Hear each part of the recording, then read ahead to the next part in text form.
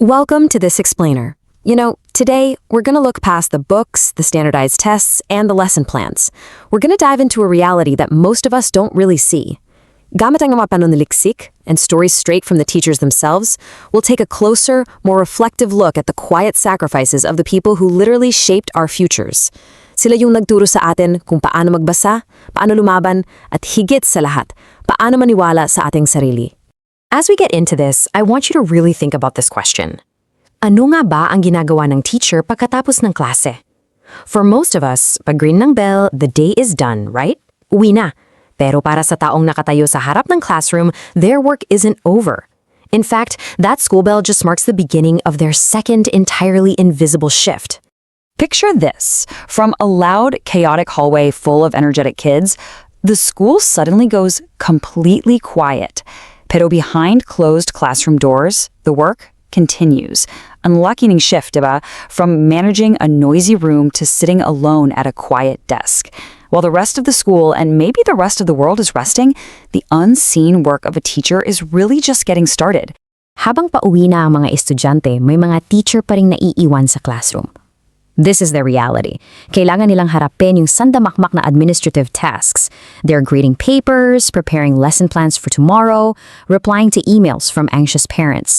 Or maybe they're just sitting there, worrying about that one student who was unusually quiet sa likod kanina.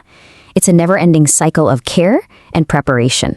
Madalas, we have this expectation na hanggang alas 3 o alas 4 lang ang trabaho ng guro, that they go home early to just chill and rest.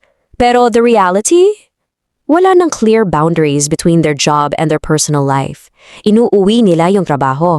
They're grading test papers on the dining table late at night, basically sacrificing their own rest just to make sure their students are actually learning. Section 1. Ang bigat ng hindi nakikita, the hidden workload. May mga pagkakataon, sariling pera pa nila ang ginagamit para lang may maipang print, maipambili ng materyales o maibigay sa batang nangangailangan. This is a quiet truth that we don't talk about enough. Kapag may nakita silang kailangan, like a kid without a notebook or a classroom lacking basic supplies, sino bang ako? Usually it's the teachers themselves. They pay completely out of pocket and they do it without asking for anything in return. In academic literature, there's actually a term for this. It's called work intensification. Basically, it means doing way more work because resources are tight. Think about the endless paperwork, the huge class sizes. Tapos kailangan pa nilang dumukot sa sarili nilang bulsa. It's a heavy structural burden. But they carry it every single day silently and without complaint, all for the sake of their students. Section 2. Puso, ang pangalawang magulang, the emotional labor. This brings us to a really fascinating concept by sociologist Arlie Hochschild called emotional labor.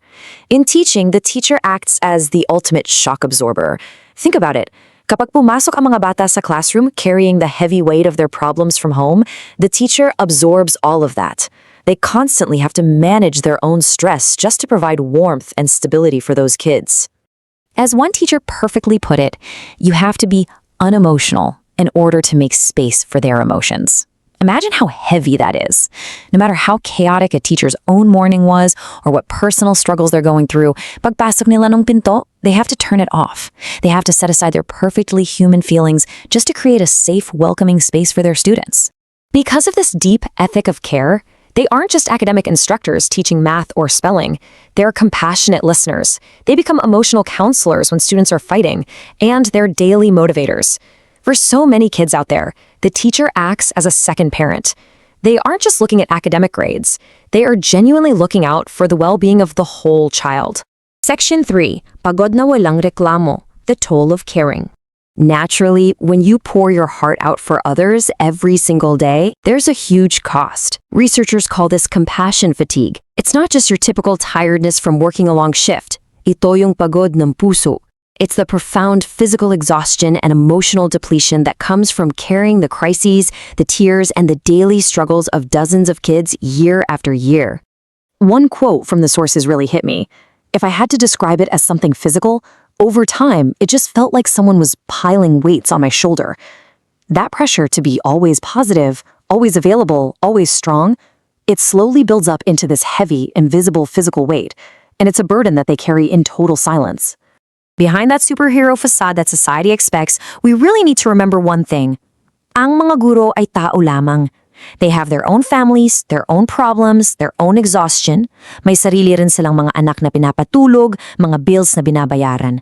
But despite all of that, they wake up early every day and give the absolute best version of themselves to someone else's children.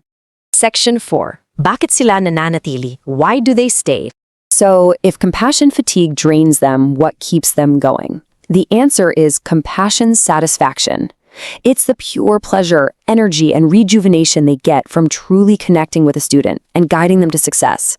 It's the ultimate cure to the fatigue, and it's exactly what turns this profession from just a regular job into pure heart work. The kids are what keeps me going. The connection with kids rejuvenates me and reminds me about why I do this. That connection is everything. It's that magical moment when a struggling kid finally understands a lesson, or when a shy student suddenly finds the courage to speak up.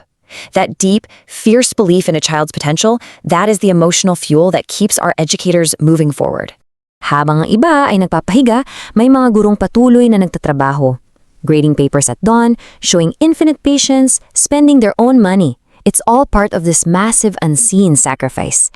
Dahil hindi lang sila nagtuturo, sila ay tahimik na bumubuo ng kinabukasan ng bawat estudyante.